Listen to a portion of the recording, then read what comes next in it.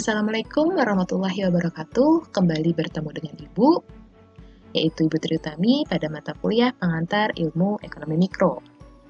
Pada kesempatan ini, kita akan membahas materi pola kegiatan perekonomian.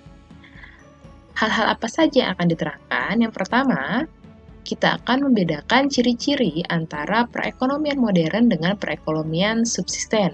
Maka kita akan menjelaskan mengenai peranan uang, perdagangan, dan spesialisasi. Lalu yang kedua yaitu pelaku-pelaku ekonomi. Yang ketiga, sirkulasi aliran pendapatan dalam ekonomi. Yang keempat, mekanisme pasar sebagai pengatur kegiatan ekonomi. Dan yang kelima, kegagalan pasar serta bentuk campur tangan dari pemerintah. Baik, yang pertama kita akan bahas dulu ciri-ciri perekonomian subsisten. Jadi, perekonomian subsisten atau yang biasa disebut juga dengan perekonomian tradisional, di antaranya yaitu ciri-cirinya pertama, unit produksi berasal dari keluarga para petani, serta penggunaan teknologi yang masih sangat sederhana. Nah, penggunaan teknologi yang sangat sederhana ini menyebabkan produktivitas rendah dan hasil produksi hanya cukup untuk memenuhi kebutuhan hidup sehari-hari.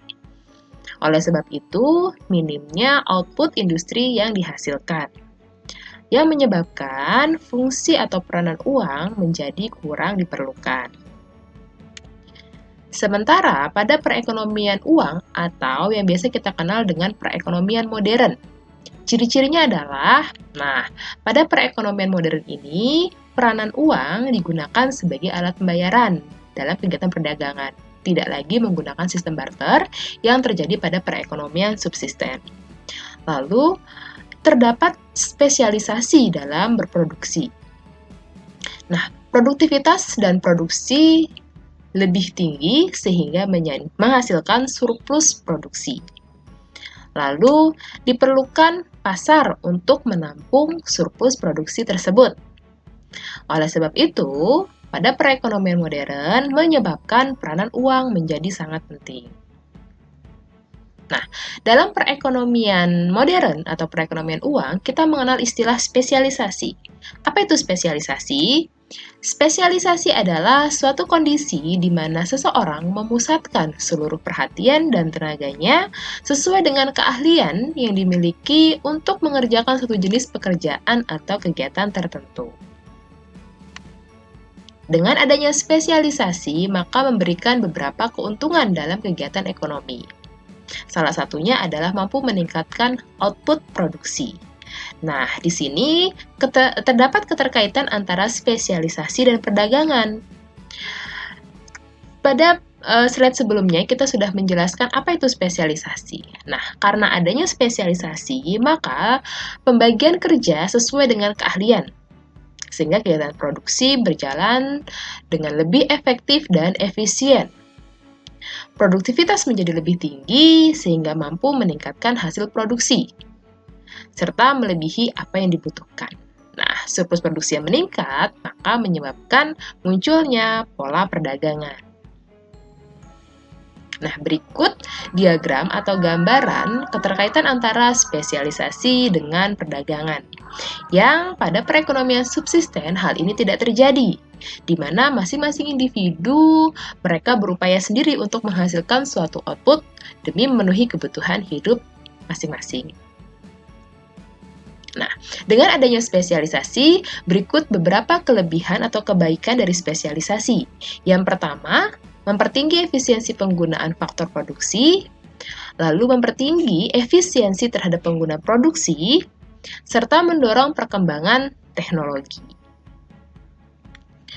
Baik, materi berikutnya adalah mengenal pelaku-pelaku ekonomi.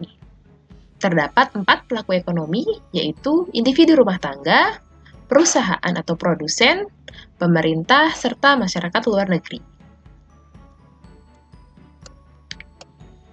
Baik, dari pelaku-pelaku ekonomi tersebut, maka kita akan menjelaskan sirkulasi aliran pendapatan. Nah, berikut adalah diagram dari sirkulasi aliran pendapatan yang terjadi antara pelaku ekonomi satu dengan yang lainnya. Nah, diagram ini dikenal juga dengan perekonomian dua sektor, yang terdiri dari dua pelaku ekonomi, yaitu individu rumah tangga serta perusahaan. Terdapat dua jenis pasar berkaitan dengan keterkaitan dua pelaku ekonomi tersebut, yaitu terdapat yang disebut dengan pasar produk dan pasar faktor produksi, di mana individu rumah tangga tidak hanya berperan sebagai konsumen, namun mereka juga berperan sebagai penyedia faktor-faktor produksi yang dibutuhkan oleh perusahaan. Apa saja faktor produksi tersebut? Yaitu terdiri dari tenaga kerja, modal, tanah, dan keahlian kewirausahaan.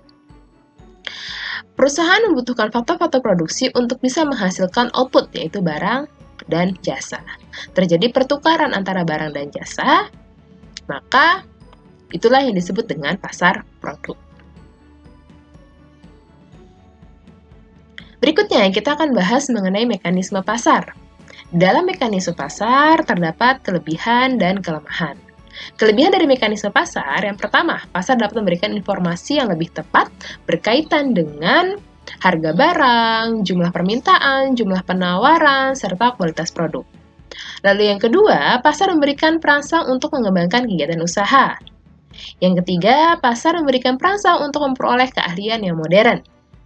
Yang keempat, pasar mampu menggalakkan penggunaan barang dan faktor produksi secara lebih efisien.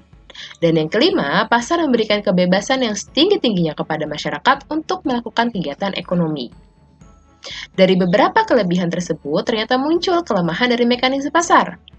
Yang pertama, kebebasan yang tanpa batas, maka akan mampu menimbulkan dampak yaitu penindasan terhadap golongan-golongan tertentu. Yang kedua, keadaan ekonomi menjadi tidak stabil. Yang ketiga, sistem pasar dapat menimbulkan monopoli, serta beberapa kelemahan-kelemahan lainnya yang ditimbulkan dari mekanisme pasar. Nah, oleh sebab itu, perlu adanya campur tangan pemerintah untuk mengendalikan mengenai kegagalan mekanisme pasar. Di antaranya adalah pemerintah akan membuat satu jaminan kesamaan hak untuk setiap individu, lalu menjaga agar perekonomian dapat tumbuh dan terus berkembang. Kemudian mengawasi kegiatan-kegiatan perusahaan, terutama perusahaan yang skalanya besar, untuk meniadakan atau menghentikan dari praktek-praktek monopoli. Kemudian menyediakan barang bersama, yaitu barang yang mampu atau dapat digunakan oleh masyarakat secara umum. Dan yang kelima, mengawasi dampak eksternalitas yang mungkin ditimbulkan dari kegiatan-kegiatan ekonomi yang dapat merugikan lingkungan dan masyarakat. Baik, demikianlah materi yang dijelaskan pada pertemuan kedua kali ini. Semoga bermanfaat. Teman-teman bisa mengunduh atau mendownload modul pertemuan kedua pada konten e-learning.